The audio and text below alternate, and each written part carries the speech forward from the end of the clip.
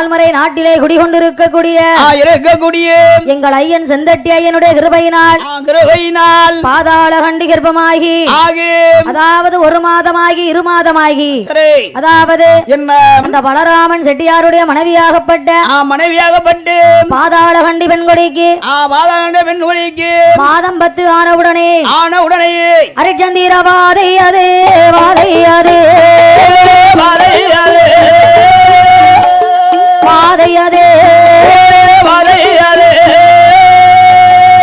ஆயிலகி உண்டாகி கார்த்திகை மாதத்திலே திங்கள் கிழமையிலே சந்திரவாதையது ஆயிலகி உண்டாகி சத்தத்தோடு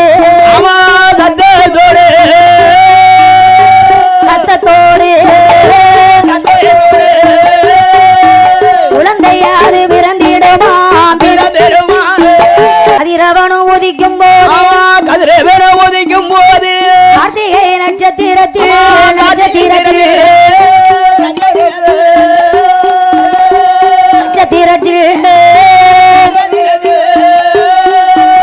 ஆளையாவன் தான் பிறந்தார் பலராமன் செட்டியாருக்கும் பாதாள கண்டி அம்மையாருக்கும் அழகான ஒரு ஆண் குழந்தை பிறந்தது.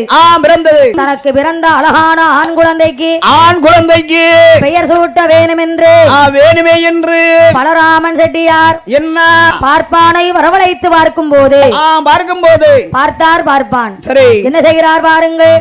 என்னம்மா குழந்தை பிறந்த நேரத்தை பார்க்கும் போது கார்த்திகை நட்சத்திரத்தில் கார்த்திகை நட்சத்திரத்தை கணக்கிட்டு பார்க்கும் போது வயது 22 என்றும் பெயர் முத்து வீரப்பன் என்றும் கழுத்தில் முத்து ஆரம் இருப்பதினால் இவனுக்கு முத்து வீரன் என்று வேறாமத்தை சூட்டச் சொன்னார். முத்து வீரன் என்று சொல்லி இவனையுடன் பேர் கொடுத்தான். நல்ல 22 ஏகபோக ஆட்சி செய்வான். தெய்வ நல்ல ஆடுகளத்தில் சேர்ந்திடுவான். ஐயனோட சன்னதியில்